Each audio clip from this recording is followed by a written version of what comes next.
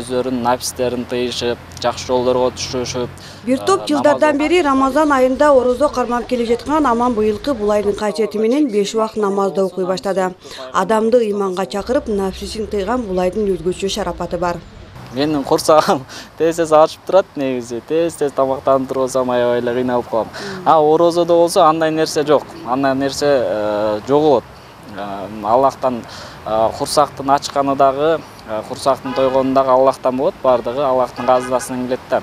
Аллахтын керемети менен эмнегедир мындай орозонун керемети бар да, кыйналбай жүрөбүз. Күндүн ысык учурлары болду, суук учурлары болду. Ошол убактарда кыйналбадык. Орозо айт 30 күндүк орозодо туткан мусулмандар үчүн жараткан тарабынан берилген сыйлык катары саналат.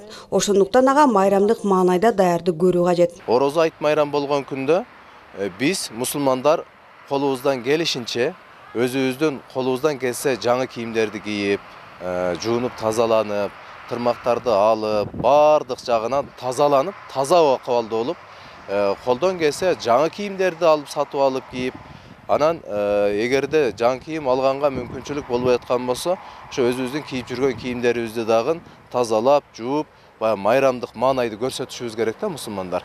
Анан эртең менен турганда, Рамазан айытта, орозо айтта, эртең менен турганда карын тойгузабыз, таттуулар менен, шириндиктер менен ушундай тамак жеп барабыз.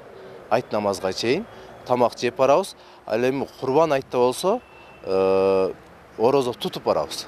Демейде көпчүлүк аймактарда бул күн тек гана көзү өтүп кеткендерге арнап Куран окулуп, үн чыгаруу менен коштулот. Бирок тирүүчүлүктүн да майрам экени эстен чыкпастыгы керек дешет дин өкүлдөрү. Бул тирүүлөрдүн майрамы экен деп, өлүктөрдү унутуп койбошубуз керек. Өлүктөрдүн майрамы экен деп, тирүүлөрдү дагы унутуп койбошубуз керек да. Бул күндөрдө ошол бизде баягы туура эмес түшүнүктөр бар. Кимдин үйүндө бир өткөн болсо, ошол жерлерде Куран окулуп, ошол жерде дасторкон жайылып, адамдар ошол жерге келип айттаганы, эми бул туура. Ошол үйдө дасторкон жайса жакшы. Бирок ошол эле өлгөн адамдардын гана үйүндө болуп калды да, бул бардыгыбыздын үйлөрүбүздө болуш керек эле. Эске салсак, эртең Жалал Абад шаарында орозо айт намазы эркиндик аянтында саат 7:30 окулат. Гүлжан Амандоева, Бектур Иманалиев, жаңылыктар үчүн.